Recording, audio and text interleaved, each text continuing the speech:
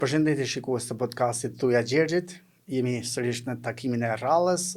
Kësaj radhe do të ndalemi me ish kryetarin e Bashkisë Lezhës, ish deputetin dhe sot në fakt kandidat për deputet në siklin e Shqipëria Mallështore, zotin Viktor Tushaj. Zoti Tushaj, faleminderit që erdhët dhe ju urojmë suksese në garën tuaj.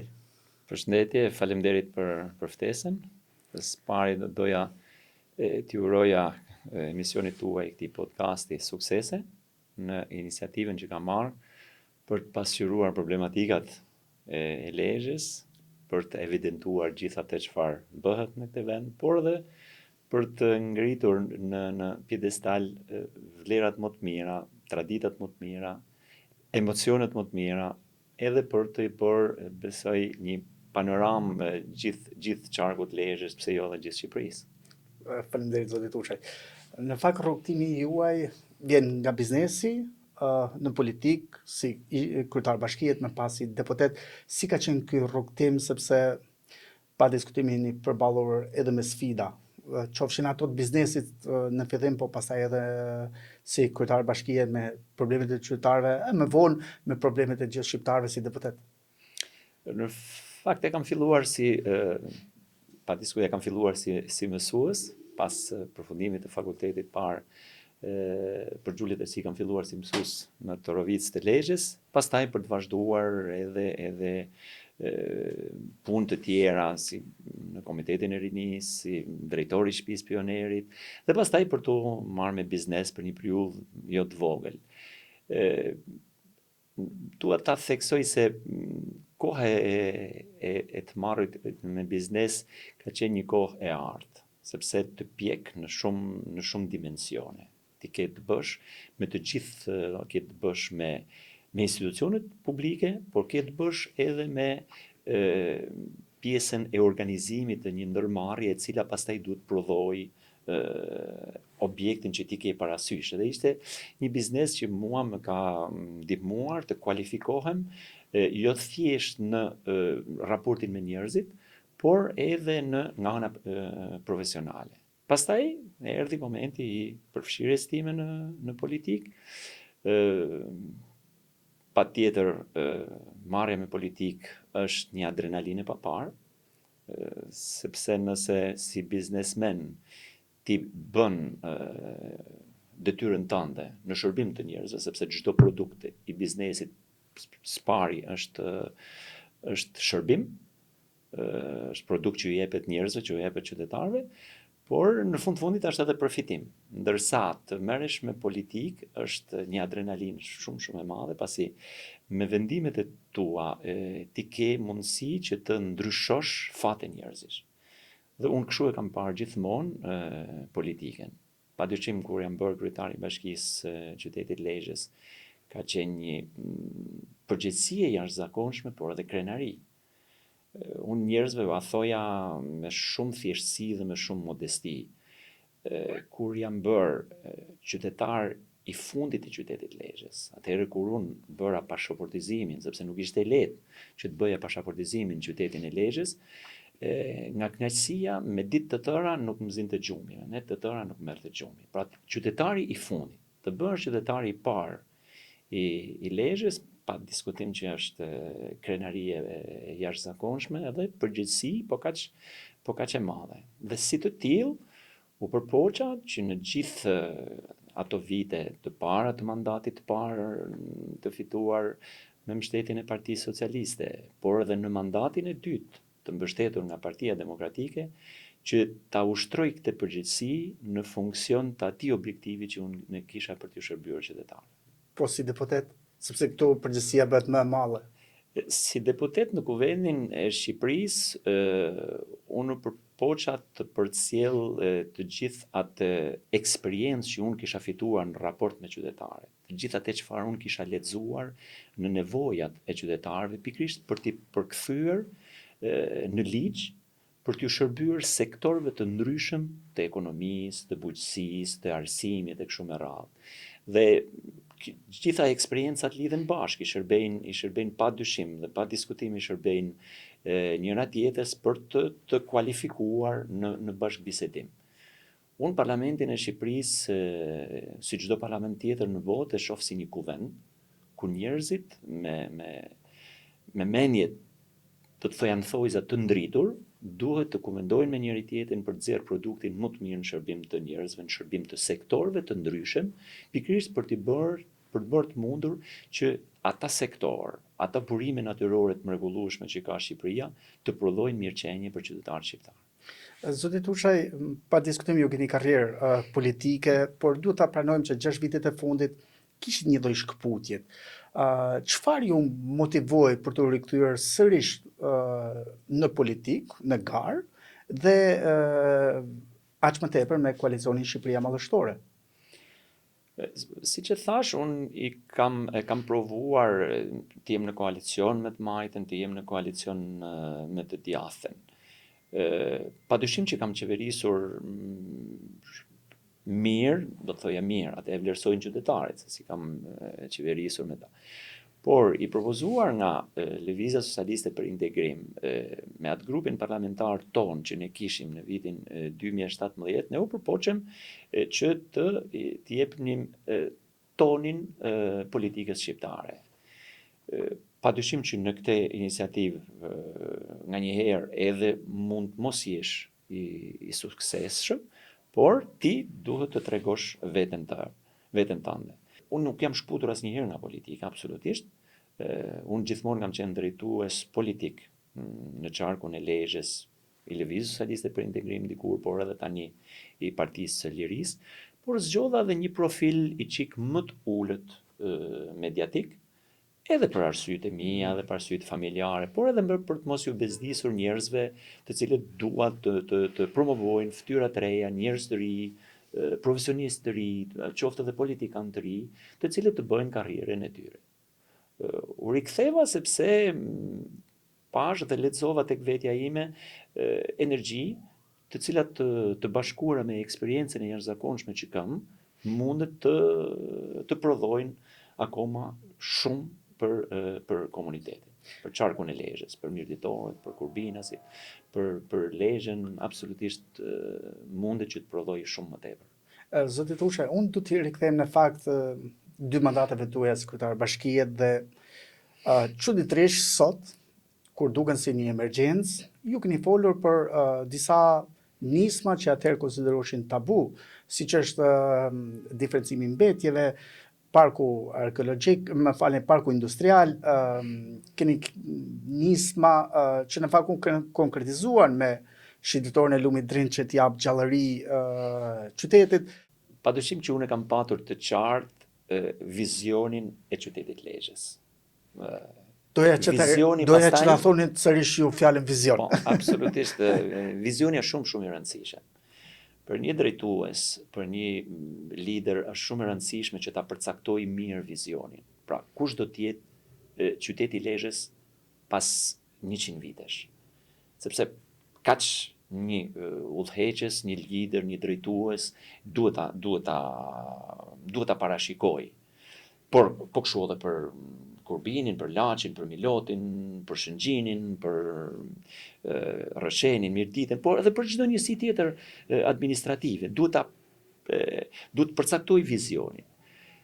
Vizioni pastaj mbushet me një plan strategjik.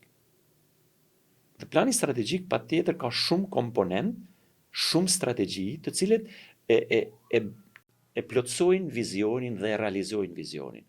Dhe pastaj plani strategjik mbushet me projekte. Pra për të shërbyer strategjisë tënde të zhvillimit në fushën ekonomike, politike, urbanistike, sociale, kulturore, sportive, ti e mbush pastaj me projekte të cilët i shërbejnë realizimit planit strategjik dhe pastaj edhe vizionit. Kështu që unë e kam patur shumë të qartë vizionin se ku do të ishte Lezhë dhe si do të ishte Lezhë pas 100 vitesh, dhe besoj se ato projekte modeste që unë me stafin tim të Bashkisë Lezhës kemi realizuar, i kanë shërbyer civilizimit të qytetit, i kanë shërbyer zhvillimit perspektivave të qytetit dhe besoj se kanë qenë një gur shumë i mirë në themelin e këtij qyteti për të ndërtuar edhe për të vendosur tulla të tjera, kryetarë të tjerë, të cilët drejtuesit e tjerë, administratat e tjera që kanë ardhur në Bashkinë e Lezhës. Por besoj se sheshi I qytetit, shëtitoria e bregut Drini, ta kthesh bregun e Drinit nga një vend, nga një objekt I cili ishte mushkonja. I cili jo vetëm mushkonja, po I cili rrezikonte të përmbytte 3 herë në vit lagjen beslidhja absolutisht dhe ti ta kthesh në një shëtitore ku njerëzit Atraksion. dalin që në orën 4 të mëngjesit duke bërë vrapin e tyre apo duke bërë ecjen apo dhe fëmijët e gratë, është një gjë shumë e mirë. Por le t'i kthejmë atyre projekteve të cilët ishin u kthy në një tabu në jo vetëm në Lezhë, por edhe në Për Shqipëri. Shqipëri. Edhe pse Lezhë në fakt ishte modeli. Diferencimi I mbetjeve urbane ka qenë një projekt sensibilizues në gjithë Shqipërinë. Unë pata fatin që të bashkëpunoj me kompanitë gjermane, me qeverinë gjermane, po edhe me qeverinë e Zvicrës, pikërisht për t'i dhënë jetë një projekti të vogël pilot, I cili do të bënte të mundur që të ndërgjegjësonte qytetarët në diferencimin e mbetjeve në burim. Dhe ishte kënaqësi kur ne me aq sa bëm në qytetin e Lezhës, vinin ta merrnin si shembull nga qytete shumë më të avancuara, më të përparuara ka ardhur. Edhe Tirana. Nuk them brenda Shqipërisë. Brenda Shqipërisë projekti ishte pilot, nuk e kishte përqafuar akoma as edhe një qytet tjetër. Por flas edhe nga qytetet tjera të Evropës, vinin dhe e merrnin si shembull projektet ata kontejnerë të cilët ne I kishim vendosur nën tokë dhe kontejnerët nën tokë, në vendin ku ishin kontejnerët, ne kishim planifikuar që të bënim edhe stacione autobusave.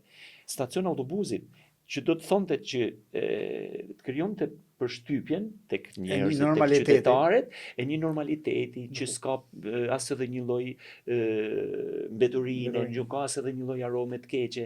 Pra të gjitha këto kishin një qëllim strategjik për të bërë të mundur që ky diferencim mbetjesh të ishte edhe të shërbente edhe qytetarëve për ndërgjegjësim.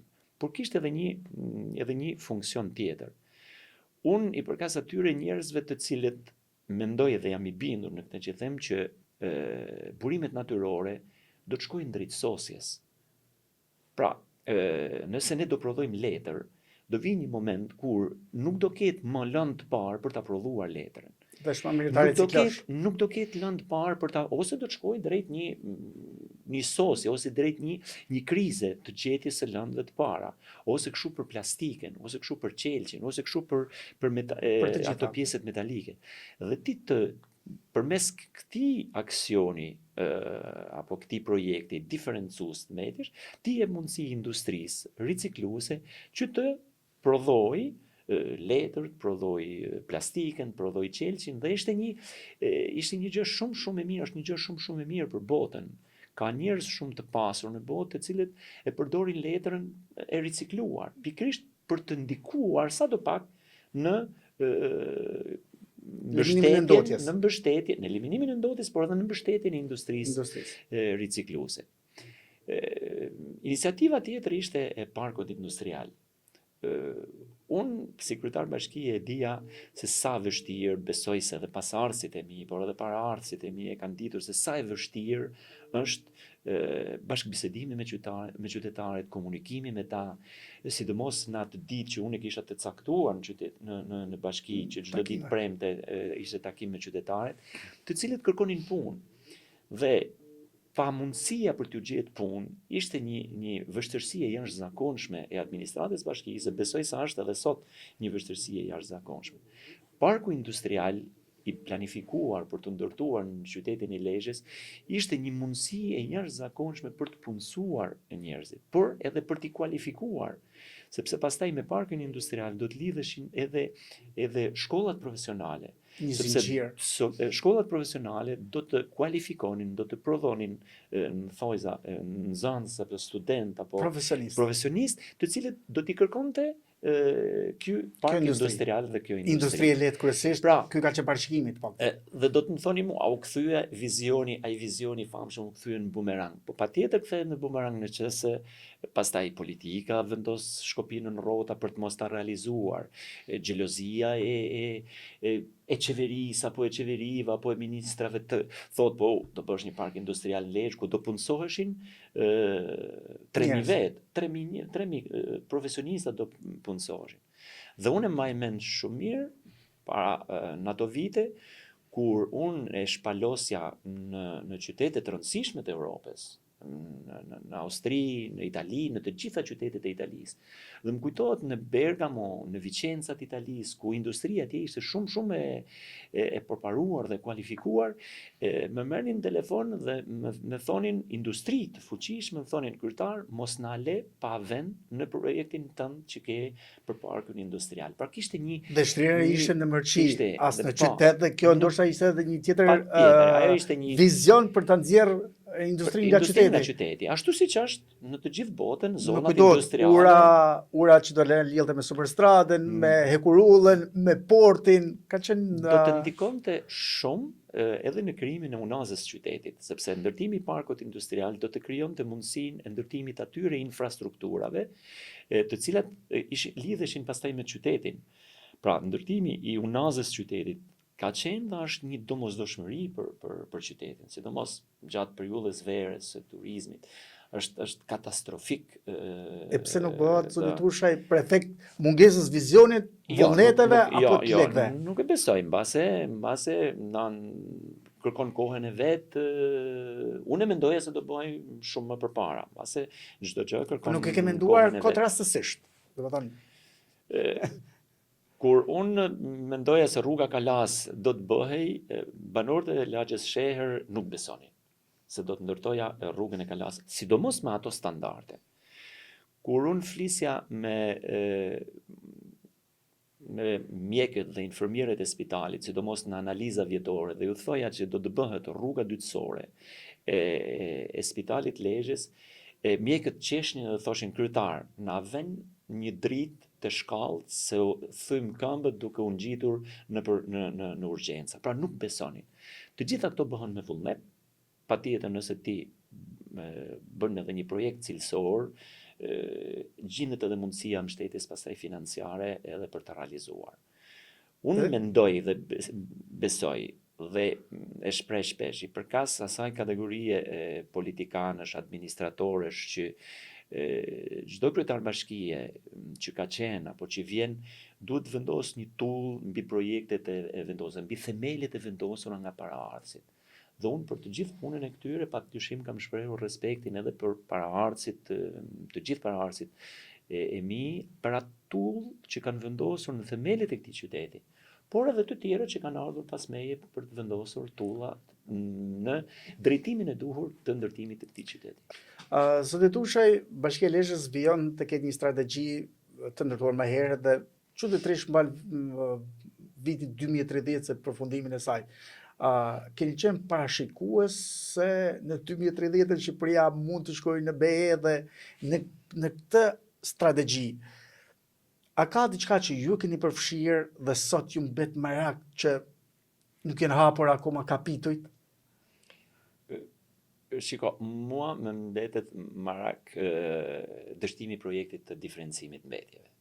Dhe tani e kuptoj se ka qenë një strategji e holl e qeverisë shqiptare pikërisht për ta dështuar. Dhe unë nuk e besoj atëherë se kryeministri i Shqipërisë shkonte në Gjermani dhe thonte po pse e financoni ju atë projekt? Ai ka dështuar. Sepse ta e kishin të qartë fokusimin e tyre se ku do të përqendroheshin, pra te incinerator, sidomos ata incinerator që nuk ekzistojnë, nuk pastrohet Shqipëria me incinerator. Nuk ka shans që të pastrohet. Shqipëria pastrohet me ndërgjegjësim komunitar. Shqipërinë e kanë për detyrë ta mbajnë pastër kompanitë e pastrimit, të cilit i paguan pushteti vendor. Por qytetarët e kanë për detyrë ta mbajnë pastër. Po si bëhet kjo? Me ndërgjegjësim. Por nëse ti ke në mendje inceneratorin, pra djegësin, sepse aja është koncesioni që të sjell para, që të sjell korrupsion, që të sjell para të shumta dhe diferencimi mbetjeve nuk sjell para, nuk sjell korrupsion. Ajo sjell një cilësi jete qytetare shumë më të mirë, është një ndër komponente që i hap rrugën integrimit të Shqipërisë në Bashkimin Evropian, sepse vendet të ndryshme që janë sot pjesë e Bashkimit Evropian janë bërë pjesë pikërisht me këto standarde. Standardet janë në qendër dhe në themel të Bashkimit Evropian. Ti nuk mund të hysh pa standarde në Bashkimin Evropian, sepse ne kemi nevojë që të integrohemi në Shqipëri. Çfarë do të thotë të integrohesh në Shqipëri? Të integrohesh në Shqipëri do të thotë të integrohesh me standarde në Shqipëri. Të kesh një shëndetësi që i shërben shëndetit qytetarëve, të kesh një arsim që i shërben arsimimit të fëmijëve tanë, të kesh një urbanizim që t'i shërbej qytetarëve në arritjen e destinacionit ku ata duan të shkojnë, edhe të gjithë sektorëve kështu me radhë. Këto janë standardet. Por ne kemi shkatruar ditë pas dite çdo lloj standardi në Shqipëri dhe futja në komunitetin evropian me mungesën e këtyre standardeve do të jetë katastrofike për Shqipërinë. Pse? Po sepse bërja pjesë në Bashkimin Evropian është detyrim, s'pari. Është barazi së dyti. Qytetarët tanë akoma nuk e kanë mundësinë financiare që të jenë një lloj si qytetarët e Bashkimit Evropian. Ne akoma nuk jemi si Malizi. Mësuesit, pedagogët shqiptar akoma paguhen shumë më pak se sa mësuesit e Malizi. Malizi, nuk po flasim për imagjino Bashkimin Evropian. Pra ti do të hysh me disa standarde, ti do të hysh me ca mentalitete të thyera, ti do të hysh me disa projekte të cilët ty të imponojnë, apo ti imponon Bashkimit Evropian barazin. Ti nuk mund të hysh në bashkimin absolutisht inferior, sepse ti do të shkelin. Pra, edhe e dyta, që ti ke detyrime për Bashkimin Evropian. Ti do të paguash për qenë pjesë e Bashkimit Evropian. Detaj që shumica nuk e dim akoma. Ti do të paguash për qenë pjesë e Bashkimit Evropian. Dhe nëse një pjesë e fondeve të qeverisë shqiptare do të shkojnë pikërisht për antarësimin apo për qenë antar i Bashkimit Evropian, pa diskutim që ti nuk je i gatshëm për të hyrë në Bashkimin Evropian. Si mund të hysh në Bashkimin Evropian me pensione skandaloze? Si mund të hysh në Bashkimin Evropian me rroga qesharake?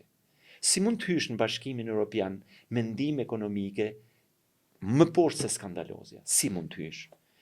Me letra. Ju e kuptoni se sa me letra? Se sa është ndihma ekonomike në Austri, në Vjenë. Ndihma ekonomike në Austri ka gjithë shportën e ushqimeve bazë që i duhet një familje për të ushqyer normalisht. Ka biletën autobusit falas në për qytet dhe ka biletën për në kinema një herë në javë për të shkuar antarët e familjes në kinema. Sa shpak luks? Nuk është as pak luks, sepse nëse ti me ndihmën ekonomike prej 6.000 lekësh të reja, për një familje prej 4 vetësh, ka që marrë edhe 6.000 lekë tjetra. Se mund t'i bëhet? No. Si mund ta përgatisësh këtë komunitet që t'jetë pjesë e Bashkimit Evropian? Pra, ne duhet kuptojmë tashmë se çfarë vendimesh drastike duhen marrë në këtë vend për të ndryshuar situatën. Zotë Tuçaj, po e riformuloj edhe një herë pyetjen kur i pyeta pikërisht për strategjinë dhe do ta them ndrysh.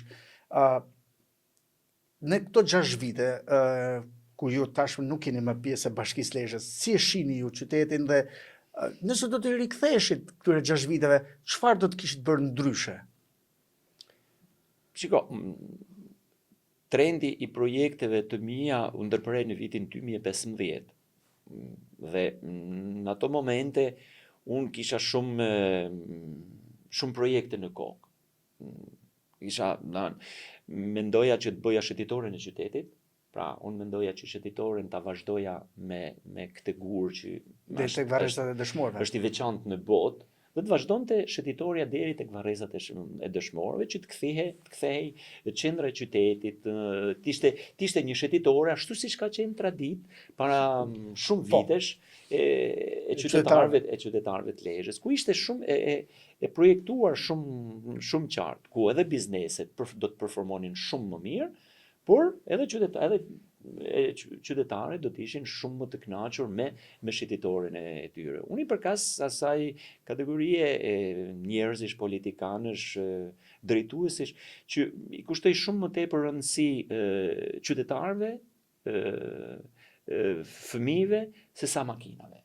Patjetër, unë i respektoj të gjithë ata të cilët kanë makina të mira, të blejnë të marrin makina të mira, të cilët duan të lëvizin me makina, që duan të bëjnë edhe 30 metra me makinë, por respektoj qytetarët shumë më tepër. Dhe kështu që në projektet e mia apo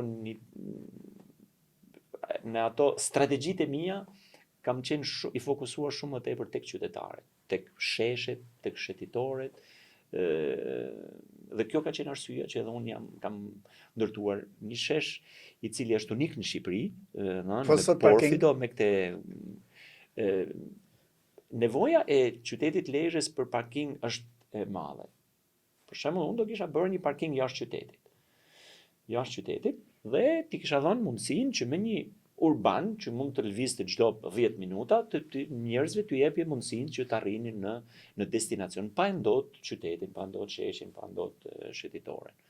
Kështu që shumë gjëra do t'i kisha bërë, mase ndryshe do t'i kisha bërë edhe në kohën kur kam qeverisur unë Bashkinë e Lezhës.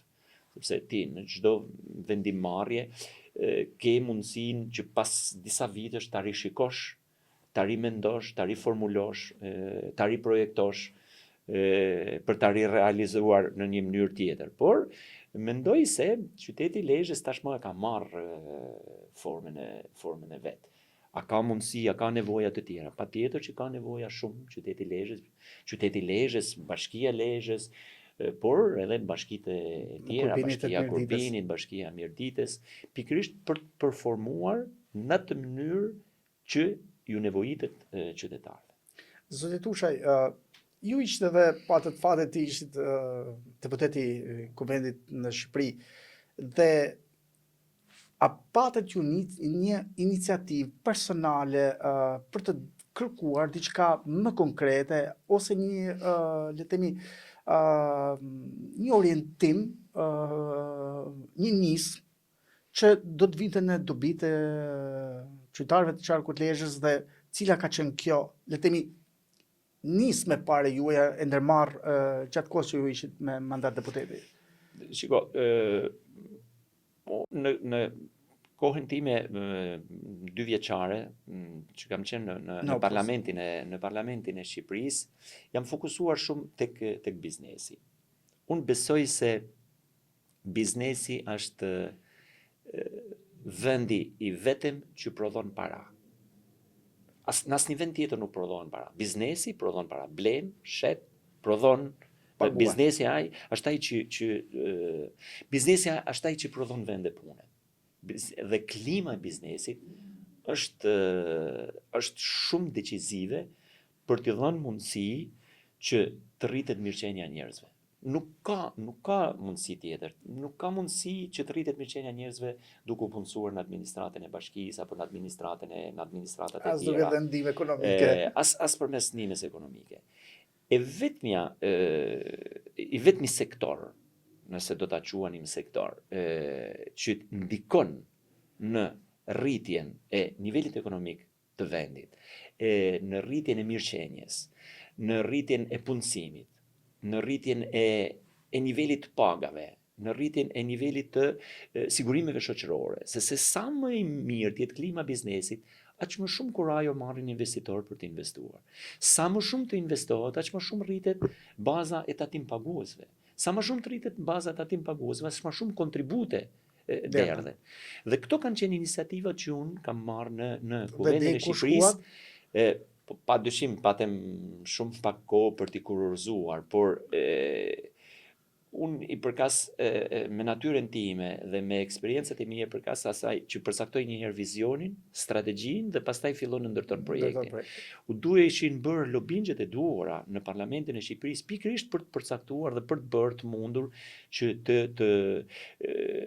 iniciativa jote ligjore të shkonte deri në fund në mbështetje të biznesit. Unë mendoj se nëse qeveria shqiptare do di ta mbështes biznesin, do di të krijoj klimën e duhur tek biznesi, Shqipëria lulëson në mënyrë të jashtëzakonshme. Nuk ka një vend tjetër në botë Më kujtuar diçka shumë interesante. Ta mbyllë, nuk ka një vend tjetër në botë që të ketë burime natyrore kaq të jashtëzakonshme sa ka Shqipëria. Dhe në kaq pak metra katror, dhe në kaq pak banor që ka Shqipëria, të kesh 460 kilometra vi bregdetare, të kesh me qindra mira kilometra lumej, të kesh me qindra dhe mira metra dhe kilometra si përfaqe liçenore që ka Shqipëria, të kesh një nëntokë kaq të pasur. Dhe unë e di dhe nga eksperjenca, kam qenë drejtor ekzekutiv i një prej agjencive më të fuqishme që ka Shqipëria, Agjencisë Burimeve Natyrore, dhe edhe unë e di mirë se sa e pasur është nëntoka e Shqipërisë. Dhe të gjithë këto burime natyrore, të gjithë këto bukuri natyrore, gjithë kjo histori madhështore që ka Shqipëria, gjithë këto kilometra bregdet, të mos prodhojnë mirëqenie për 3 milion banor është katastrofike. Është vetëm përgjegjësi e qeverisë, e drejtuesve që kanë udhëheqë këtë vend, sepse nuk kanë krijuar klimën e duhur tek biznesi, pikërisht për të shfrytzuar këto burime natyrore në funksion të rritjes mirëqenies qytetarëve. Më kujtohet diçka interesante që ne dëgjojmë në Amerikë, por fatkeqësisht nuk e dëgjojmë këtu në Shqipëri, ndoshta edhe për shkak të frikës politike me subjektet. Ju përmendet fjalën lobbying. Dhe sigurisht kjo më impresionoi sepse ajo çfarë u kërkohet deputetëve është pikërisht kjo, të lobojnë për një çështje të caktuar që i referohet qarkut të cilit deputeti përfaqëson. Ju a mendoni se mund ta siguroni këtë lloj lobingu edhe me deputet, le të themi, të majt nëse ata do jenë pushtet, dhe keni të mundur diçka të tillë që ta realizoni atë nisë që ju do të ndërmerrni për qarkun e Lezhës? Shiko, ndryshimet kushtetuese të vitit 2008 kam bindjen se kanë shkatërruar marrëdhënien politike të qytetarëve me qeverinë, me partitë politike. Vendosja e njerëzve, e kandidatëve në listat e mbyllura, gjithmonë në listat e mbyllura, ka qenë një vendim shumë i keq për raportin në mes të llogaridhënies edhe qytetarit.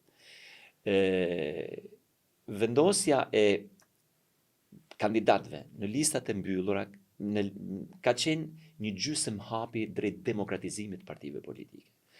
Sepse po të vim tek lobingjet, asnjë deputet i cili del nga listat e mbyllura nuk e ka autoritetin, as edhe krenarin, që t'i thot kryetarit të partisë që jo, unë do bëj një lobing me Gjergjin, pra me një kandidat apo me një deputet të një force tjetër politike, pikërisht për të realizuar një nismë qytetare dhe për ta bërë ligj. Listat e hapura kanë qenë një hap shumë demokratizues për t'i dhënë autoritet pikërisht vendimmarrjes së deputetit. Pra, një deputet që del nga listat e hapura në Kuvendin e Shqipërisë pikërisht do ta ketë autoritetin, do ta ketë mundësinë dhe hapësirën pikërisht për të realizuar këto lobingje. Lobingjet janë marrëdhënie besimi.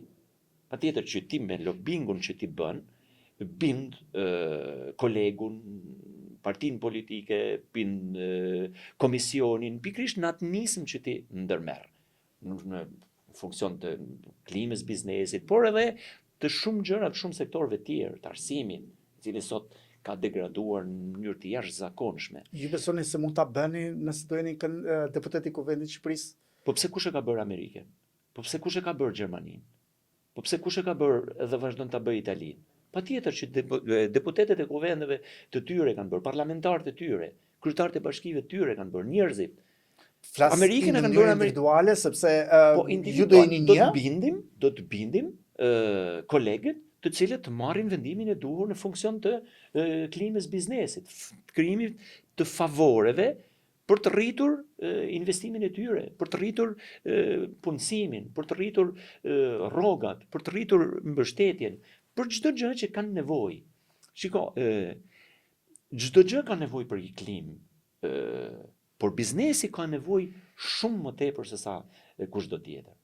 Unë nuk kam pa një vend tjetër në botë që taksidarët të shkojnë në atë mënyrë tek biznesi, të shkojnë si të shkojnë në Shqipëri.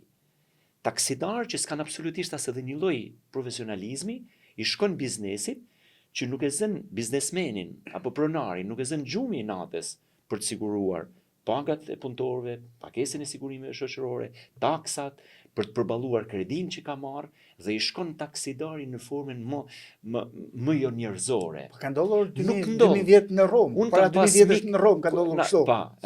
Unë kam parë biznese, marrë shpesh Austrinë, dhe kishte biznesin larg bashkisë 30 metra. Dhe ka 30 vjet që unë nuk e njoh një taksidar në këtë biznes thotë. Sepse marrëdhënia e taksidarit me biznesin është e thjeshtë. Ai e din nga zyra sjelljen e biznesit. Ai e kupton nga zyra se si po sjellet biznesi. Dhe e thret në zyrë dhe i thotë, shiko, do të ndryshoj marrëdhënia jonë, sepse marrëdhënia jonë është marrëdhënie besimi.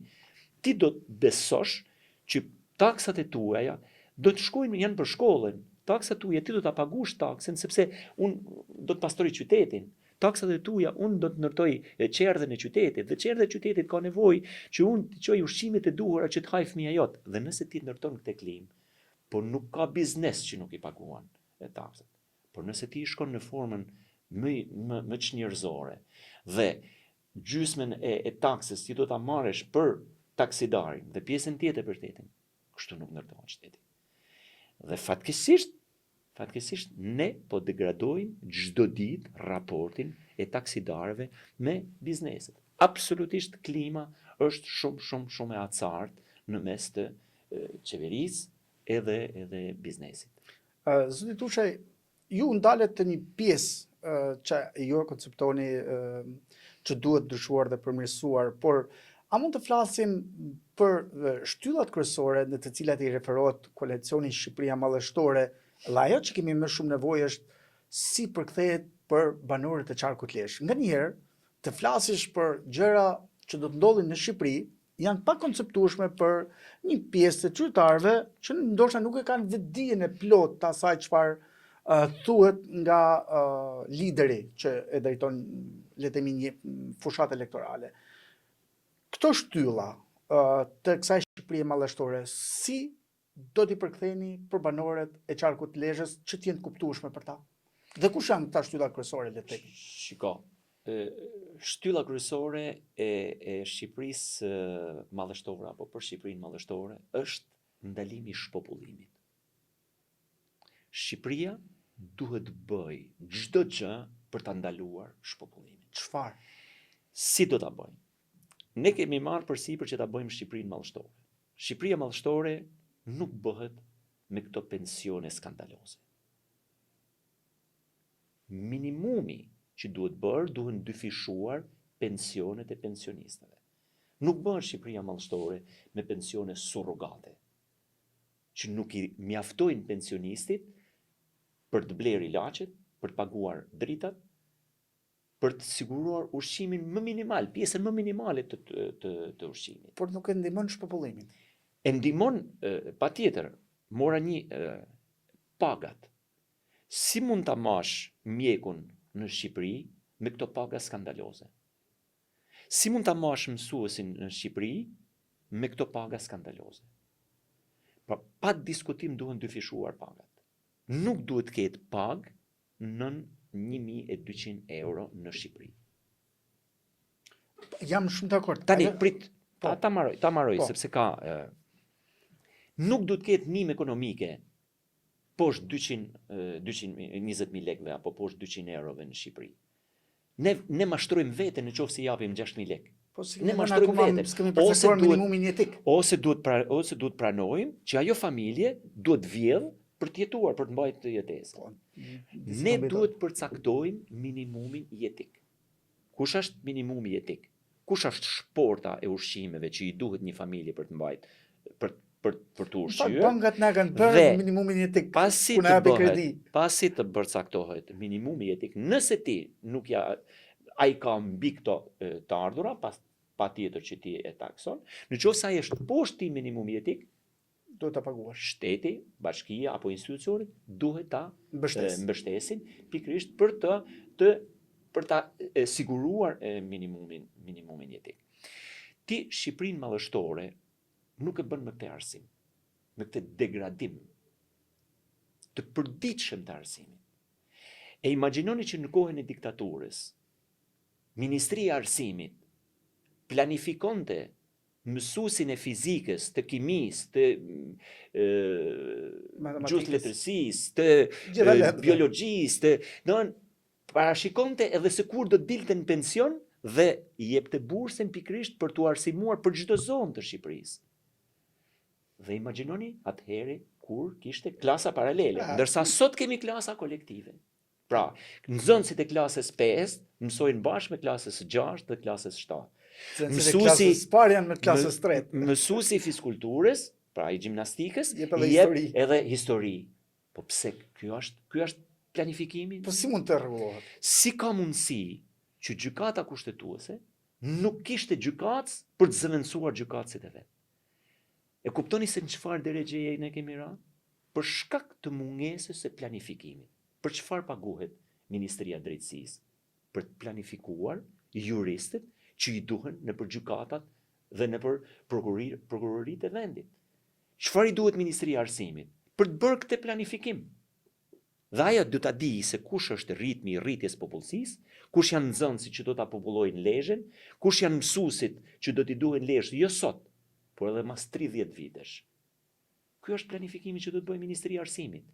Dhe kaq vështirë ka që ta bëj këtë planifikim, që t'i orientojë njerëzit, t'i garantojë me rroga të mira dhe t'jetë profesioni i mësuesit, t'jetë ideal, t'jetë profesioni i mjekut, humanist ashtu siç ka qenë gjithmonë. Po si bëhet kjo? Duke i dhënë fokusin e duhur të vëmendjes. Nuk mund ta shkatërrosh mjekësinë siç e kanë shkatëruar.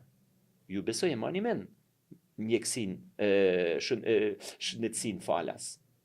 E keni parë se si është sot shëndetësia? Sot është 60% më e kushtueshme se sa në Europë. Sot është 40% e shtretërve, e nivelit mesatar të shtretërve që ka rajoni, s'po flasim për Europën. Niveli i mjekëve për frym është 60% e nivelit mjekëve për frym në rajon. Po si do ta mashti? Ti mendon se e man duke i bllokuar diplomat? Jo. As duke ja bërë 1.200 euro rrogën nuk e besoj. Shtetarët e këtij shteti nuk janë pronë e shtetit. Qytetarët shqiptar nuk janë pronë e qeverisë. Pa diskutim, janë ato që kanë zgjedhur qeverinë. Shtetarët e këtij shteti, qeveritë janë shërbëtorët e njerëzve. Rrugët hapen andej nga shkojnë njerëzit. Nuk detyrohen njerëzit të shkojnë në rrugët e qeverisë, në rrugët e tua. Pra ti duhet i kuptosh se nga duan të shkojnë njerëzit dhe atje do të ndërtosh rrugën ashtu siç bën gjithë bota. Pra ne duhet të fokusohemi tek ata sektor të cilët janë jetik për vendin. Dhe ne programi i qeverisë ardhshme të Shqipërisë mallështore pikërisht do të jetë tek arsimi. Nuk mund ta lësh ti prioritet arsimin me 2.5% të prodhimit brendshëm brut të buxhetit. Nuk mund ta lësh. Minimumi duhen 5%, minimumi 5%, nëse ti do të fokusohesh dhe do ta bësh prioritet arsimin. Nuk ka pa arsim. Arsimi është baza e një shoqërie. Dhe unë them, edhe kam thënë gjithmonë dhe do të vazhdoj ta them. Nëse ti e ke në qoftë se arsimi vdes, shoqëria vdes për një herësh. Në qoftë se shëndetësia nuk funksionon, njerëzit janë të destinuar të vdesin një nga një, ata të cilët kanë nevojë për të shërbyer shëndetit tyre. Por nëse arsimi nuk funksionon, shoqëria vdes për një herësh. Dhe nëse investimi i qeverisë, i parlamentit, nuk do të fokusohet tek arsimi, Shqipëria nuk do të ketë sukses kur. Kur nuk do të ketë prosperitet. Kur nuk do të, sepse vetëm përmes arsimit ti do t'i lidhësh njerëzit me burimet natyrore, me sektoret, me ekonominë, me biznesin dhe me çdo gjë që ka nevojë ky vend. Zoti Tuçaj, sigurisht të gjitha ata çfarë ju thoni, dyfishimi i pensioneve, paga 1200 euro, rritja në 5% e GDP-s për arsimin, po kështu edhe për bujqësinë. E kuptoj ty, ku do të gjenden parat? Ky është po, është plotësisht e drejtë edhe i drejtë skepticizmi i njerëzve. Ju e dini se sa mlidhen taksat sot në Shqipëri? Në krahasim me rajonin? Jo, në krahasim me rajonin. Në krahasim me rajonin? E kuptoni se Maqedonia e Veriut mbledh 40 deri në 42% të prodhimit brendshëm bruto mbledh taksa. Serbia mbledh 45% të prodhimit brendshëm bruto. Malizi 41%. E dini sa i mbledh Shqipëria? 27 deri 28% të prodhimit brendshëm bruto. Që do të thotë, nga 28% deri në 41% dhe s'po marrim vendet e tjera të zhvilluara, që kanë një sistem 10 miliardë euro. Dhe në qoftë se ne e marrim vetëm 28%, deri janë 13.3 për 4 vjet. Pra, për një vit buxhetor të qeverisë janë 3 miliard euro.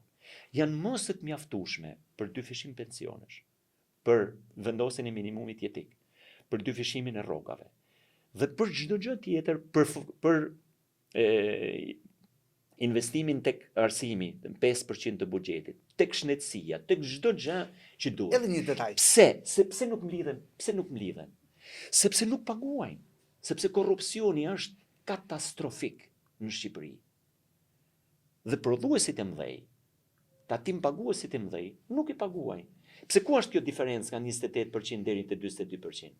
Tek ai dyqani i vogël i mishit lagjes, tek ai dyqani, tek ai marketi i vogël. 50.000 lekë nuk kanë asnjë rol. Tek koncesionet e mëdha. Sepse kjo është diferenca, nga 28% në 41% janë 13%. Po, kallen ndryshim.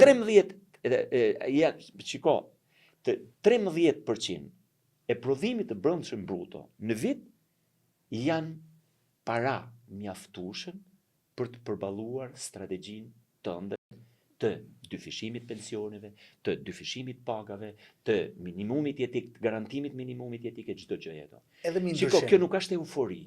Jo, kjo është një mundësi reale. E kuptoni se çfarë drejgjeje ne kemi rënë.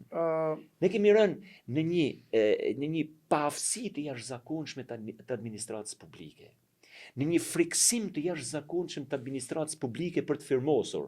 Sepse burg, çdo gjë. Dhe çdo punojës i administratës publike sot ka frikë të firmosur vetëm nga frika e burgut. Sepse nuk i ka aftësitë e duhura për të kuptuar se kush është ligji dhe diferenca ligjit, ku është diferenca për të shkuar në burg. Ndërtosh një administratë publike duke e friksuar. Pa diskutim që ti do të zgjedhësh profesionistët më të mirë që njohin ligjin, por du t'i japish kurajo që t'i japin të drejtën qytetarëve me firma. Edhe një detaj. Në fakt, në programin e Shqipërisë Mallashtorë thuhet ulje taksave, taksimi shesht, heqje disa taksave, heqje taksave të karburanteve dhe ky 18% i munguar i prodhimit përgjithshëm bruto, duke reduktuar këto taksa, mund të shkojë prap 44, pra njëjta vlerë duke reduktuar gjithë këto taksa, gjithë këtë lek. Po, patjetër, sepse çdo taks që ti heq, ti ndikon në krimin e klimës biznesit dhe rrit bazën e tatim paguesve. Pra rritja e bazës tatim paguesve është strategji fituese. Sepse ti po e rrit bazën e tatim paguesve, ti rrit punësimin. Duke rrit punësimin, ti rrit kontributet. Duke rrit kontributet, ti rrit mundësinë që të paguash pensionet. Pra, nëse ti do ulesh taksat, pra, në qoftë se do ulet taksa, nga për shembull do ulet TVSH-ja, nga 20% do ulet 15%. Ai 5% do të ndikojë sepse do të rifutet në ekonomi. Biznesmeni nuk i han paratë veta. Biznesmeni i riciklon, i fut prapë në ekonomi, i reinveston. Duke rritur bazën, duke investuar në objekte të tjera, në aktivitetet e tjera. Pra të gjitha këto, pra ti duhet kuptosh se parat janë, sepse parat gjenden. Nëse ti ul taksat, nëse ti rrit pagat, ato paga do rritet konsumi. Nëse rritet konsumi, ti do të gjenerosh ekonomi. Pra të gjitha këto janë të menduar, nuk e kemi shpikur ne. Rrotën e kanë shpikur të tjerët. Këto janë modele suksesi që funksionojnë në çdo vend të botës. Pa diskutim që ka ngerë që kudo. Ka edhe kolaps. Edhe ekonomitë botërore kanë patur kolaps. Po është gjëja më minimale që ti krijosh kushte dhe standarde dhe mirëqenie qytetarëve tu. Po si mund të fshehesh si struci ti duke I vënë çmimin e energjisë elektrike 10 lek, 11 lek, 14 lek. Si mund t'ja vesh biznesit 24 lek? Si mundet biznesi të performoj mirë kur ti ke vendosur çmimin e energjisë elektrike 24 lek për kilovat? Vendos panele diellore pastaj. Po edhe për vendos panele diellore nuk ta jep të drejten. Për biznes nuk ta jep të drejten. Vetëm deri në 500 kW. Në qoftë se ti do të vesh 1 mega, nuk ta jep të drejten. Pra, kur edhe Turqia ka patur politika mbështetëse pikërisht për të bërë panele diellore. Dhe besoj unë në qytetin e Lezhës jam ndër të parët që kam vendosur panele diellore në shtëpinë time pikërisht për të dhënë për të krijuar edhe një model, edhe një mesazh të jap mundësi të gjithë të vendosin panele diellore sepse ndikon në mënyrë të jashtëzakonshme, jo vetëm në çmimin e energjisë, por edhe në cilësinë e furnizimit të energjisë, por edhe në cilësinë e matësit të energjisë. Sot matësi është elektronik dhe ti krijon mundësi edhe ndërmarrjes elektrike, pikërisht që ta masin energjinë tënde pa ardhur fare në objekt. Pra të gjitha këto bëhen duke I nxitur, duke I mbështetur. Po do të dalim edhe tek bujqësia. Po e kuptoni se në çfarë deregjeje, se në çfarë katastrofe është sot bujqësia shqiptare? Jo, se infermer as agronom. Po ti du ta kuptosh se në çfarë niveli, në çfarë standardi kanë ja 2 vjet që I ndjek shumë. Po si mund ta marr kurajon fermeri shqiptar, fermeri lezhian, fermeri Kurbinas, fermeri apo blegtori mirditor, që të arris tufen e vet, që të arris që të investoj në bujqësi. Përmes SBR-s u ka dhënë disa mbështetje kjo ministria. Mbështetja është zero.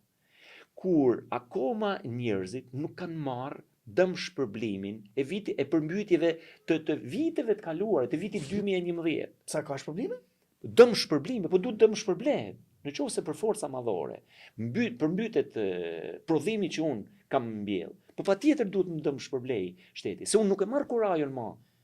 Po pse unë do maj syt nga qielli se sa herë nuk pastrohen kanalet apo nuk funksionon hidrovori apo nuk dhe përmbytet prodhimi që unë kam vënë dhe unë do të heq të gjitha pasojat? Jo. Dhe çfarë mund të fermerët e Lezhës në këtë rast? Shteti do të dëm shpërblej çdo përmbytje dhe çdo dëm që I shkaktohet fermerit. Duhet apo kjo është pjesë e programit? Është pjesë e programit. Patjetër që është pjesë e programit. Le që do t'i mbështes, do t'i nxis me mbështetje për kreer duke I dhënë X para, X euro për çdo kreer që ata shtojnë.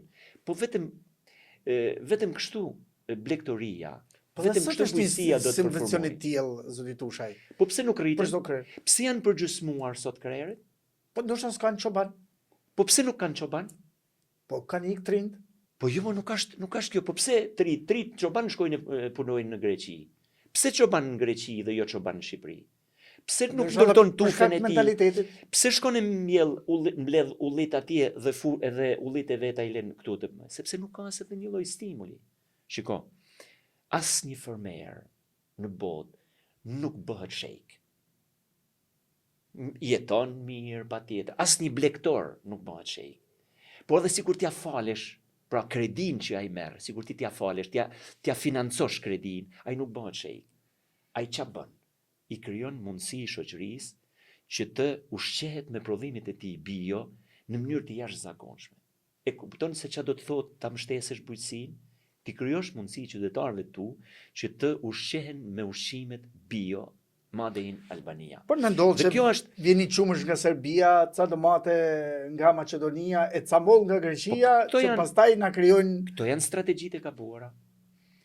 Këto janë strategjitë e gabuara shumë të dëmshme për ecurinë e ekonomisë, për ecurinë e bujqësisë. Janë shumë të dëmshme. Janë të dëmshme për shëndetin, janë të dëmshme për blegtorin, janë të dëmshme për të ardhmen, janë të dëmshme për punësimin dhe pastaj të gjitha këto bashk. Ekonomia, bujqësia. S'kemi dalë akoma tek turizmi, të flasim për turizmin. Edhe të gjitha këto së bashku ndikojnë tek shpopullimi. Ndikojnë tek familjet shqiptare, që nuk ka familje shqiptare që nuk e vuan me një dhimbje të jashtëzakonshme emigracionin. Të gjithë ne, kush më pak dhe kush më shumë, e vuan në mënyrë të jashtëzakonshme. Po pse e vuajnë? E vuajnë për shkak të mungesës së standardeve në këtë vend. Zoti Tushaj, duke filluar me arsimin që pa diskutim është elementi kryesor, është ai që pastaj na prodhon gjithçka më vonë. Te shëndetësia, tek rendi, tek bujqësia, dhe ju me të drejtë folet për ekonominë. Pra është ekonomia ajo që më pas na i siguron të gjitha këto. Si e shihni ju zhvillimin ekonomik të Lezhës nëse ky koalicion vjen në pushtet pas 11 majit, sepse lezhanët, mirëditorët dhe kurbinasit kanë nevojë të dinë çfarë do të ndodh me ta, jo për gjithë Shqipërinë. Ta pranojmë se cili është interesuar për fatin e vet. Shiko, të gjitha pikat e programit kanë të bëjnë me atë çfarë thash në fillim, ndalimin e shpopullimit. Biles Partia Lirisë ka guxuar që të vejnë në programin e saj, në platformën e saj, 4 milion shqiptar plus. Dhe që të realizosh këte, pra do të përcaktosh disa standarde, do të plotësosh disa standarde, si që thash, pensione, rroga, minimum jetik, e kështu me radhë. Por do të fokusohesh tek ato sektor që janë strategjik pikërisht për ndalimin e shpopullimit. Arsimi. Përse familjet e reja shqiptare emigrojnë? Sepse nuk jep garanci shkolla shqiptare. Nuk jep asnjë lloj garancie. Por nuk ka se si t'jap garanci as infrastruktura shkollore, por as edhe kualifikimi i mësuesve. Nuk ka, sepse edhe trajtimi i tyre është skandaloz, edhe kualifikimi i tyre mungon, por edhe mësim nxënja, apo është padyshim jashtë interesave të nxënësve, sepse nuk kanë siguri në punësimin e tyre. Pra, fokusimi i programit të qeverisë ardhshme të Shqipërisë madhështore është pikërisht tek arsimi. Trajtimi i mësuesve dhe i pedagogëve siç e meritojnë, shkolla duhet kthehet në një objekt kulti, që do të thotë mësimdhënia dhe mësimnxënia duhet të jenë të lidhura ngushtë me njëra tjetrën dhe mësuesi do të jetë simbol ashtu siç ka qenë edhe para shumë kohësh. Idhull i familjeve shqiptare ka qenë mësuesi. Prindi i dytë ka qenë mësuesi. Po si mund të jetë mësuesi idhull i nxënësve sot? Me këtë trajtim të keq që ka, por edhe mos planifikimin dhe duke krijuar të gjithë këto boshllëqe që janë. Dhe duke e lidhur arsimin pastaj me tregun e punës. Ne kemi nevojë që të arsimojmë ato profesione të cilët janë të sigurta në tregun e punës. Ne kemi nevojë edhe për arsim profesional.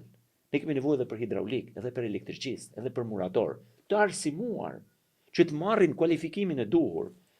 Dikur kanë qenë me kategori, që të marrin kategorinë e duhur dhe të paguhen mbi bazën e këtyre kategorive.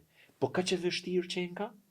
Kur në kohën e diktaturës që nuk kishte kapacitete kaq intelektuale, Dhe nuk hipte llogari. që nuk kishte kaq teknologji të përparuar, Dhe nuk hipte llogari më shumë ti.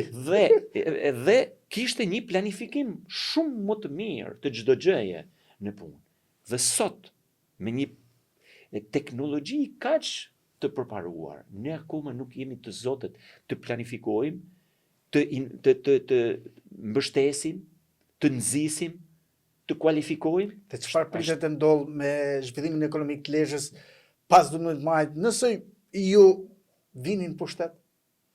Jo vetëm Lezhë, Kurbini, Mirdita, absolutisht do të kenë një mbështetje të jashtëzakonshme me projekte të ndryshme të cilët do të ndikojnë në krijimin e një klime krejt tjetër. Qoftë shërbimesh, por qoftë edhe tek biznesi. Një raport tjetër me administratën publike. Administrata publike duhet kualifikuar me profesionalizëm. Profesionistët e mirë të administratës publike duhen motivuar në punën e tyre. Unë fola për administratën se nuk është e kualifikuar. Jo të gjithë janë. Ka shumë profesionistë sot në administratën publike që ndjejnë frikën, absolutisht as edhe një lloj frike nuk duhet të kenë nga ndryshimet që do të ndodhin me 11 maj. Unë mendoj dhe i përkas asaj kategorie njerëzish që Lezhë, Kurbini dhe Mirdita duhet të fokusohen tek ato burime natyrore që i ka më të dukshme pikërisht për t'i vënë në funksion të cilësisë e jetës së qytetarëve. Shiko, Lezhë ka 29 kilometra bregdet dhe të kesh një vijë bregdetare të tillë, Lezhë ka një histori të lavdishme. Lezhë ka 2 kneta të mrekullueshme, ka lumin që përshkon mes për mes, ka fusha pa fund, ka kodra, mal, të dalësh në majë të malit dhe të hidhesh në det, vetëm në Lezhë ke. Kurbini ka pasuri të jashtëzakonshme, edhe ka lagunën e Patokut, por ka dhe një pasuri, ka dhe zonën malore, por ka dhe një pasuri siç është Kisha Laçit, që duhet përkthyer në një përfitim qytetar të përditshëm, sepse të gjithaj pelegrinazh që bëhet duhet përfitojë çdo qytetar i Kurbinit. Mirdita ka bukuri të jashtëzakonshme. Para pak ditësh isha në rrajën e Velës. Një bukuri natyrore e pakrahasueshme. Një prua që përshkon gjithë vargmalet që e kalojnë dhe shikon fshatrat braktisura. Shikon shkollën, një shkollë 3-katshe, ku para pak vitesh kishte pas deri në 300 nxënës. Sot është e mbyllur për shkak të mungesës së infrastrukturës. Gjithë ajo bukuri natyrore vetëm për një rrugë, për një infrastrukturë rrugore, që pak vëmendje i duhet që të kthej qeveria dhe i jep energji të jashtëzakonshme banorëve të cilët janë larguar.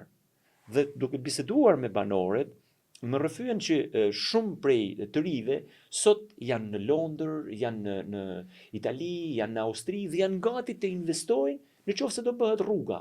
Po imagjinon të bësh bujtina në ato vene se çfarë të ardhurash ti krijon për banorët, çfarë të ardhurash krijon për bashkinë, çfarë të ardhurash krijon edhe për shtetin. Pra, fokusimi te turizmi është duke si një prioritet, absolutisht është fitimprues, por ne duhet të ndajmë një gjë. Ne duhet të abinojmë pra ta përshtasim turizmin balnear, pra turizmin e stines, turizmin e detit, me turizmin gjithstinor, me të gjitha stinat, me turizmin e gjuetis, me turizmin malor, me turizmin arkeologjik e historik, me turizmin Fetar. kulinar, pra me turizm, sepse shumë vende tashma në zonën e në qarkun e Lezhës, në Patok, ku kulinaria e peshkut nuk ka qytet, nuk mund ta ofrojnë as në qytete si të Italisë, si Bari, si Napoli. Molfeto, si Brindisi. Pra, kanë krijuar tashmë një traditë shërbimi të peshkut në mënyrë të jashtëzakonshme. Dhe po kshu në Katuni Vjetër që ka disa restorante dhe shumë të bujtina. mira, po Lezhë që është plot. Pra, edhe turizmi kulinar, pra turizmi i të ushqyerit, absolutisht është shumë i do. Pra, abinimi të gjithë këtyre turizmeve duhet të kthehet në një bazë përfitimi të gjithë qytetarëve, të gjithë banorëve të rrethit të Lezhës. Ti nuk mund të projektosh një turizm elitar ku qytetari jot nuk mund të përfitojë. Padyshim që ti duhet ti përshtatësh turizmin elitar edhe me turizmin masiv. Qytetarët lezhian, qytetarët Kurbinas, qytetarët Miritor, qytetarët e Kuksit, qytetarët e ku do ta bëjnë plazhin? Do ta bëjnë në qytetin e Shëngjinit. Do ta bëjnë në Velipoj. Si do ta bëjnë? Nëse ne do ndërtojmë vetëm hotele luksoze të mëdha, të cilët një qytetar nuk mund t'ja lejoj vetes. Për një zonë të vogël po flasim ne. Por ne po flasim pikërisht pra, por ne duhet t'i abinojmë, dhe unë përdora këtë fjalë. Pra ne duhet t'i harmonizojmë këta, edhe turizmin elitar, po edhe turizmin masiv. Çfarë duhet të them me këtë? Me turizmin si prioritet, si një shtyllë zhvillimit ekonomik, duhet të përfitojnë të gjithë qytetarët e qarkut Lezhës. Pastaj bujqësia, blegtoria, janë baza, kanë qenë gjithmonë baza e Lezhës, baza e Kurbinit, baza pse jo edhe Mirditës. Pra duhet të fokusohemi te ato burime natyrore që të cilët ne na kthejnë në mirëqenie. Edhe në kohën e diktaturës, që absolutisht askush sot nuk është dakord, sepse ishte masakruese. Por çfarë bën? Investohej tek ai burim natyror që kishte. Ku investon të fushë arsi? Investonte tek mobileria, për të dhënë industrisë të lënda drusore. Ku investohej në vende tjera? Tek ai burim. Pra, në një mineralet, ti kush që ka bulqiza, po si ka mundësi që nën toka e bulqizës është aq e pasur dhe bulqizakët janë sot qytetarët më të varfër të Shqipërisë?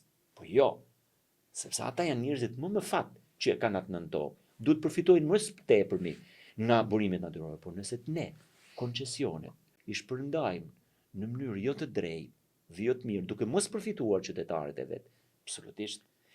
Bregdetin e Shëngjinit, siç thash, ose vijen bregdetare prej 29 kilometrave të bregdet, të pare që duhet përfitojnë janë banorët e qarkut Lezhës.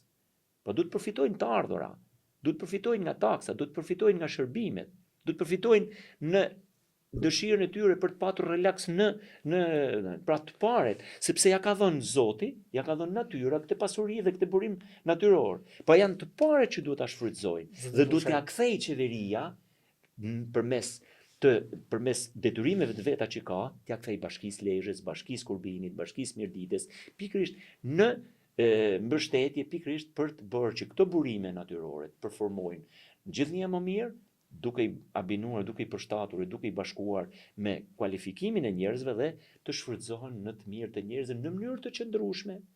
Ne nuk kemi të drejtë që burimet tona natyrore të shfrytëzojmë në mënyrë brutale dhe në mënyrë të dhunshme. Ne burimet natyrore duhet i shfrytëzojmë në mënyrë të qëndrueshme. Pas 100 vitesh, askush në këtë tokë nuk do të jetë gjallë. Burimet natyrore, nëse ne do t'i shfrytëzojmë në mënyrë të qëndrueshme, që do thotë do të qëndrojnë edhe brezave të tjerë, pra me një arsye të shëndetshme, absolutisht ne do të bëjmë gjën më të mirë. për një kuriozitet, sepse duke ditur se ju keni ca lidhje edhe të ngushta lart me drejtuesit politik të opozitës sot, a keni ju, ose a keni dieni për ndonjë projekt strategjik që do ta përfshi Lezhën, po specifikisht, sepse ne dëgjojmë përgjithsisht gjëra kështu në ajër, po nga herë ajo konkretja në mungon, e pastaj e s'dimas na japi se s'na kanë thënë herë të e keni. Shiko, projekti i parë që do të bëhet i qeverisë ardhshme shqiptare është projekti që lidh Milotin me Shkodrën. Pra, kjo rrugë nacionale e lën në këto standarde që lidh shtetin shqiptar, pra që lidh Shqipërinë, kombin shqiptar me malin e zi, absolutisht nuk e di a ka qenë strategji, po absolutisht është edhe një strategji. Nëse sot rruga kombit lidh dy anë të kombit vet, pra Shqipërinë dhe Kosovën, ka qenë një guxim i jashtëzakonshëm që sot i shërben e qytetarëve kosovar, po i shërben edhe Shqipërisë, edhe Lezhës. E njëjta gjë do të jetë edhe për rrugën Milot Shkodër. Okay. Dhe qeveria ardhshme shqiptare besoj do ta ketë në fokus, dhe unë kam parë edhe në programin e saj elektoral, dhe që do të jetë një ndër projektet e para, pikërisht ndërtimi i kësaj rruge sipas standardeve të autostradës tashmë të ndërtuar Milot Kashar. Është shumë e rëndësishme për ekonominë, është shumë e rëndësishme për uljen e trafikut. Ju e shikoni çdo verë nga maj deri në shtator tetor, është një trafik i jashtëzakonshëm. Ka filluar, jemi vetëm prill. Të gjitha këto strategji janë shumë të rëndësishme, sepse vim prapë te ajo që e filluam. Vizioni ku do ta çojmë këtë vend. Strategjia e zhvillimit dhe projektet që e mbushin pastaj gjithë strategjinë e zhvillimit. Të gjitha kanë vendin e vet. Çdo projekt është shumë i rëndësishëm. Por ndonjë projekt strategjik tjetër për qarkun e Lezhës? Shiko, për kuriozitetin atyre që na shohin. Unë kam dëshirë që Gjergjit t'ia them të gjitha, sepse ky është edhe dimensioni i emisionit tënd. Thuaja Gjergjit, unë duhet t'ia them Gjergjit. Shive, çdo prioritet është i rëndësishëm. Nëse ne ndërtojmë 5 prioritete, të them konceptin. Nëse ne rëndisim 5 prioritete, të 5 prioritetet janë të rëndësishme. Pra, nëse themi arsimi, shëndetësia, bujqësia, turizmi, mbështetja e eksporteve, sepse edhe kjo është shumë e rëndësishme. Ne do të arrisim fuqinë eksportuese që të hyjnë para në turizmi. Pra, të gjitha këto janë shumë të rëndësishme si prioritete. Por ne do të kuptojmë një gjë, se cili është prioriteti që i ndihmon prioritetit. Pra, ne do t'i rëndisim prioritetet në atë mënyrë që t'i shërbejnë njëri tjetrit, që ta fuqizojnë njëri tjetrin, që t'i hapin dritën jeshile atij tjetër që vjen pas. Sepse nëse ne ndërtojmë, marrim të pestin dhe e vëmë të parin, patjetër ne kemi bërë mirë, por nuk kemi realizuar vizionin dhe strategjinë e zhvillimit.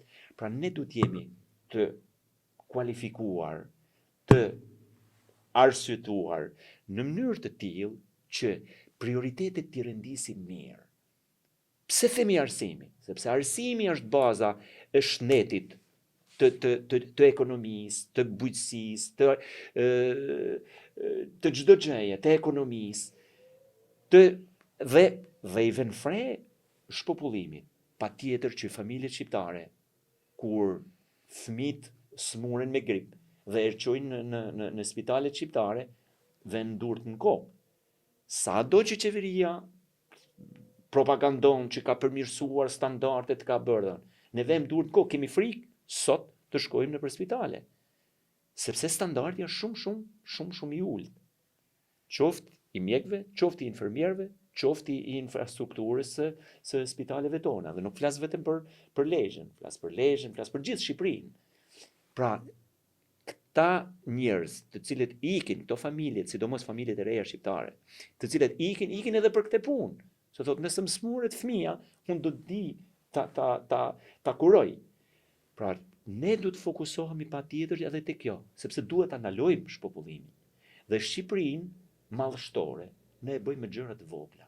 Me këto, me rrogat, me pensionet, me minimumin jetik, me arsimin, me shëndetësinë, me bujqësinë, me fermerin, me blektorin, Se me të gjitha këto. kur thoni me këto gjërat e vogla, isha duke Patjetër. menduar, po të mëdha kush janë? Të mëdhat janë ato vizionet dhe strategjitë e zhvillimit. Janë ato projektet e mëdha. Janë ato projekte të cilat ne na bëjnë pjesë e Europës.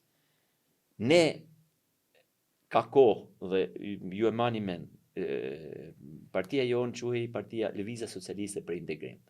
Dhe unë kam thënë që do të jem njeriu më i lumtur në këtë vend kur partia ime të shohet sepse është integruar. Se e mbaron misionin e saj.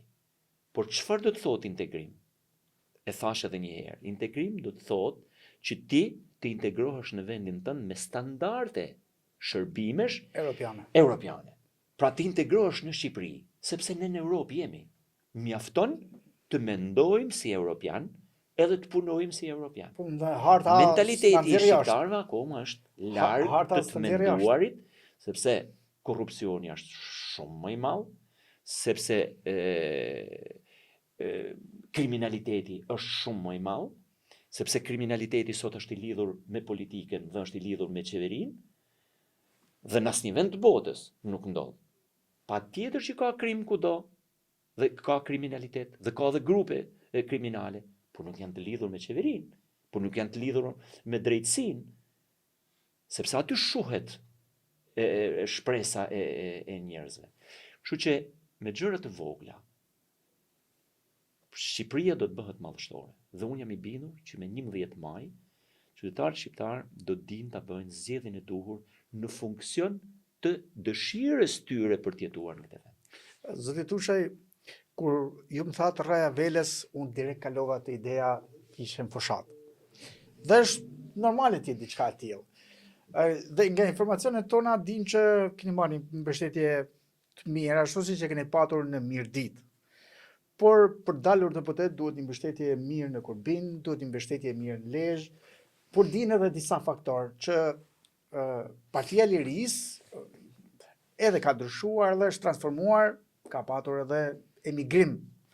Jo emigrim jashtë Shqipërisë, por ka pas emigrim brenda Shqipërisë, kryesisht duke ia tashuar qeverisë, bashkive, disa janë bërë drejtora, kanë qenë drejtora.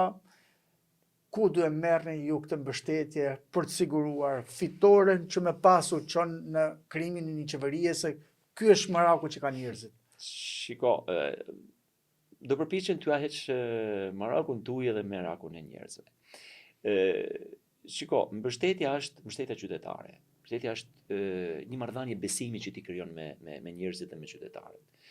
Patjetër që dhe pa diskutim që në përfushata promotor bëhen disa faktor të cilët patjetër që dinë të artikulojnë më mirë, kanë një pozicion të mirë në shoqëri, janë të zgjedhurit e familjeve, të zgjedhurit e fiseve, të zgjedhurit për shkak të një pozicioni social që ato kanë. Dhe këta quhen si faktor të cilët të mbështesin në fushatën elektorale. Por dhe është shumë e rëndësishme, sepse ti du të krijosh marrëdhënien e besimit me këta faktor. Dhe kush është marrëdhënia e besimit? Marrëdhënia e besimit është e spari eksperjenca jote, e kaluara jote, formimi jot, mënyra e sjelljes tënde, familja jote, të gjitha këto, të cilët ty të bajnë që ta kesh një njeri, partner ose jo, mbështetës ose jo. Unë kam patur fatin që në rrugtimin tim të mos i hum faktoret, të mos i hum njerëzit, të mos i hum mbështetësit, pavarësisht që ti nuk merr pushtet pikërisht për të ndikuar në realizimin atyre çfarë ti ke premtuar, sepse unë për çfarë e kërkoj pushtetin? Kërkoj pushtet, kërkoj mandat që të marr pushtet, që të realizoj dëshirat atyre njerëzve, pritshmëritë atyre njerëzve, që ata kanë për burimet e tyre natyrore, për familjet e tyre, për lagjet e tyre, për rrugët e tyre, për të gjitha këto. Dhe në rrugtimin tim, faktoret kanë qenë gjithmonë, faktoret, mbështetësit, kanë qenë decisiv. Dhe unë kam bindjen që në këtë gjendje që është Shqipëria, dhe edhe qarku i Lezhës, padyshim që faktoret e kanë gjetur rrugën e tyre tek unë pikrisht për të më mbështetur në këtë fushatë elektorale që unë e kam marrë me shumë kënaqësi, patjetër, me shumë adrenalin, sepse ajo përgjegjësi që unë kam patur në të kaluarin, duke ushtruar ato funksione që kam patur, më ka dhënë eksperiencën e mjaftueshme edhe për të komunikuar me qytetarët, por më ka dhënë edhe besimin tek ata pikërisht se do të realizoj ato çfarë unë do të premtoj.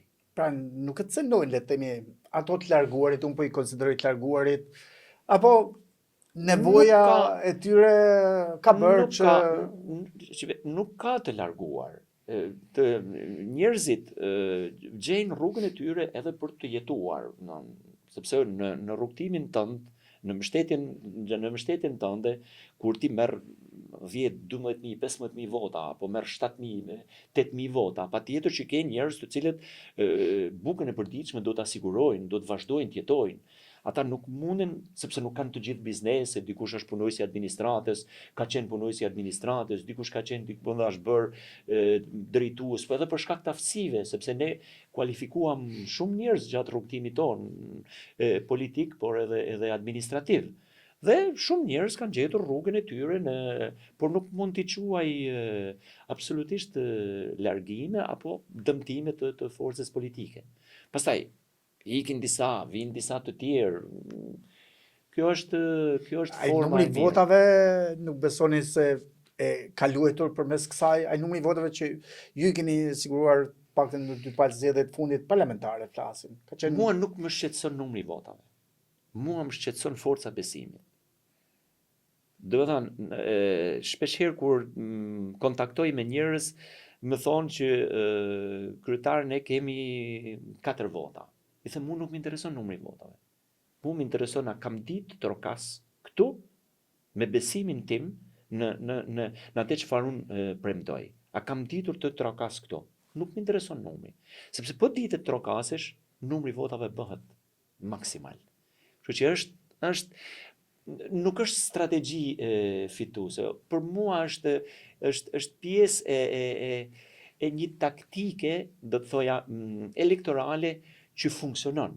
Njerëzve ti du t'i thithish besimin. Nëse i thith besimin, nuk ka rëndësi numri votave. Ke marrë çdo gjë tek ata. Sepse ai do të proklamoj atë çfarë ti i ke thënë. Pra nëse ti i ke thënë programi im është ky, që unë do të bëj 1, 2, 3, dhe ti ke fituar besimin, është shumë më tepër se 1 vot, 5 vota, 10 vota, 30 vota, është shumë më tepër. Kështu që kjo është, besoj, strategjia e kësaj fushate që unë të përdor. Po, kjo dilema nga njëherë që këto të vjetrit, po e konsideroj të vjetrit, jo për shkak të moshave, po për shkak të përfshirjes politik, sërish këta. Do të thonë, a nuk mund të lejë vend të rive, si do t'ju përgjigjeshit, sepse edhe mund t'ju thonë prap ju? Shiko, unë kam një besim shumë të madh tek të rinjt. Por padyshim, ata kanë shumë nevojë që të bëjnë eksperiencat e tyre. Unë kam hyrë në politik pasi kam patur një eksperiencë mbi 15 vjeçare në biznes.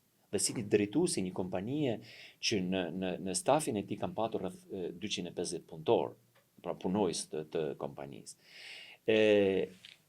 Politika është një mekanizëm shumë i rëndësishëm, që do të bashkoj eksperiencën edhe me formimin tënd solid, por edhe me vendimarrjen që do të marrësh. Unë mendoj se gërshetimi i eksperiencave, i moshave, por edhe me energjitë e reja, padyshim është qelsi i fitores Shqipërisë së ardhshme, Shqipërisë madhështore.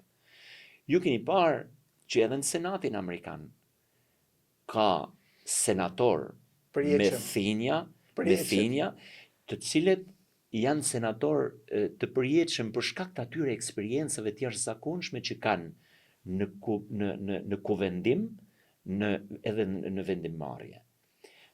Nuk është e lehtë që të kuvendosh. Është shumë e vështirë të kuvendosh. Është shumë e rëndësishme që në kuvend edhe partnerin ta kesh të niveli kuvendar. Pra që të kuvendoj me një barazi me ty. Se më kujtohet një herë që i thash një miku tim, i thash do vish te partia ime? Tha jo, nuk vi. Po çfarë do bësh? Unë u tha nuk do hy në parti fare. Dhe ishte me një formim shumë të mirë intelektual. Po pse i thash dorërisht? Shko te partia tjetër, tha. Shko te partia demokratike, te partia socialiste. Me vërtet tha thua që unë të shkoj te partia. Po patjetër i thash. Sepse unë bashkëbiseduesin duhet ta kem në nivelit lartë. Sepse nëse unë bashkëbiseduesin, kuvendarin, e kam të nivelit lartë, produkti është i lartë. Nëse unë kuvendarin, bashkëbiseduesin, do ta kem të nivelit ulët, asnjëherë produkti nuk do të jetë i lartë dhe i mirë. Kështu që unë mendoj se gërshetimi i eksperiencave, flas në pozicionin tim, sepse shumë vetë më thonë, po pse Viktori prap. E ndjej se kam eksperiencën e duhur, energjinë e duhur, adrenalinën e mjaftueshme, pikërisht për të vënë shumë më tepër se sa kam vënë më përpara, sepse kam eksperiencë më tepër, sepse kam një komunikim tjetër edhe me qytetarët, të cilët është një pasuri si kuvendar apo si një parlamentar në Parlamentin e Arshëm të Shqipërisë. Zoti Tushaj, duke qenë se thuaj se jemi drejt fundit tashmë, pse duhet të mbështesin kandidaturën tuaj votuesit në qarkun e Lezhës? Le ta themi me pak fjalë që edhe ti ta kesh më të qartë mesazhin ndaj tyre kur të shkojnë te pleta votimit që duhet zgjedhin subjektin e më pas edhe kandidatin. Unë ju kërkoj votën kurbinasve, mirëditorëve, banorëve të Lezhës, për të qenë zëri i tyre në Parlamentin e Arshëm të Shqipërisë. Ashtu siç me eksperiencën time kam qenë edhe në Parlamentin e vitit 2017, ashtu siç kam qenë zëri i tyre edhe në Bashkinë e Lezhës, dhe duke i garantuar ata se do të bashkoj shumë mirë eksperiencat e mia me gjithë energjinë time për të realizuar të gjitha premtimet elektorale që do të bëj për banorët e qarkut Lezhës. Dhe nëse ju do shkoni në parlament, cili do të jetë hapi i parë që do bëni në interes të banorëve të qarkut Lezhës, ose iniciativa e parë që do të ndërmerrni si diçka të nevojshme dhe që nuk pret? E para do të jetë shprehja e respektit dhe mirënjohjes për gjithë banorët e qarkut Lezhës. Për ulja deri në nivelet e më të larta të modestisë dhe të thjeshtësisë përpara vendimmarrjes tyre. Dhe s'dyti do të punoj për respektimin e çdo nevoje që ata do të kenë në gjithë qarkun e Lezhës dhe çdo halli dhe shqetësimi që ata kanë. Që do të thotë që çdo hall dhe shqetësim individual duke e përkthyer në një shqetësim kolektiv dhe për ta përkthyer në ligj në Parlamentin e Shqipërisë. Do të jem zëri mbrojtës i gjithë banorëve të qarkut Lezhës. Zoti Tushaj, unë të falenderoj shumë që ishit në podcastin tuaj Gjergjit. Shpresojmë që pse jo para se të arrinte te 11 majit ju kemi sërish, sepse gjërat edhe mund të ndryshojnë rrugës. Faleminderit. Unë siç ju urova në fillim të këtij podcasti, ju uroj edhe tani në fund, duke shpresuar dhe duke u garantuar se do të jem sa herë të më thërrisni, do të jem pjesë e diskutimeve, debateve, qoftë edhe për tema të veçanta që shqetësojnë banorët e qarkut Lezhës edhe pse jo edhe Shqipërinë. Faleminderit. Faleminderit. Shikues të podcastit tuaj Gjergjit me Viktor Tushën, ju themi mirupafshim me të tjerë personazhe dhe me të tjera diskutime. Mirupafshim.